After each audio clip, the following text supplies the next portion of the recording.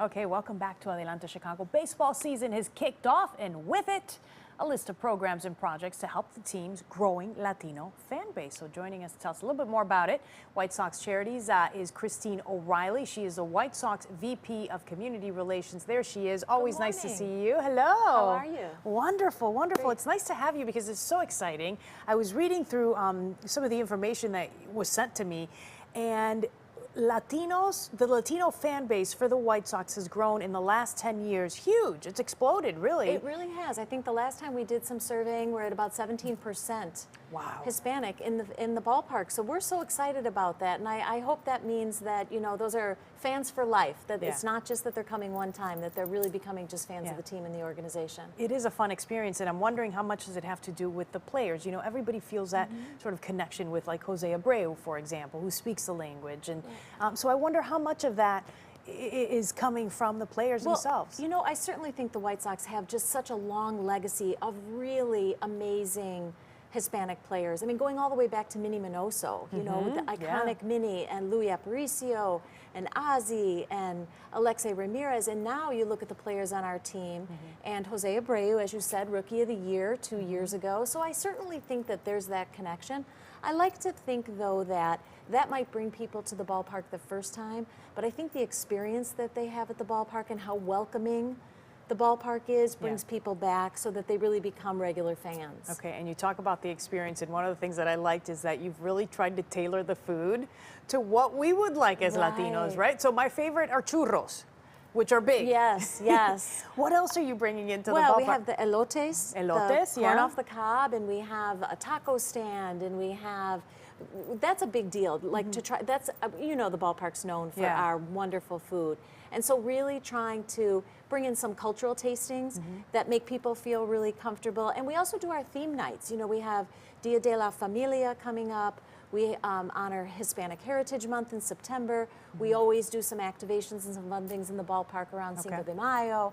So I think the combination of the theme nights to draw people in, and then the fact that there's just this wonderful food, like you said, churros or elotes or whatever people might really find their favorite. I like the ones that are stuffed with chocolate, so keep those there. All right, Christine. The other thing that you're doing is White Sox Charities. So, you know, you also want to give back to the community, and that's always very important for organizations, for businesses. How is the White Sox doing that? You know, I really think that that's when we started, you know, in thinking about the makeup of Chicago, and this goes back years, and saying, well, in our own backyard, you know, back of the yards is our neighborhood. And so looking at the people and the families that make up that area, it's not just, hey, come be our fan and come to our game. We really are committed to making a difference in the community. And one of the ways that we're able to do that is through White Sox Charities. So through some really intentional funding to organizations serving Hispanic families across the city, so that we're showing them that we care, we want to invest in their community, invest in organizations that are providing such critical services, and then telling them, and you're welcome to come to the ballpark. So I think you have to have both of those pieces in place. And we use our players. You know, you're seeing the footage of Jose Abreu at the Easter Abreus Seals. Amigos, I think it's called, right? Yes, and so a lot of players will come to us to say, I want to do something, I want to connect.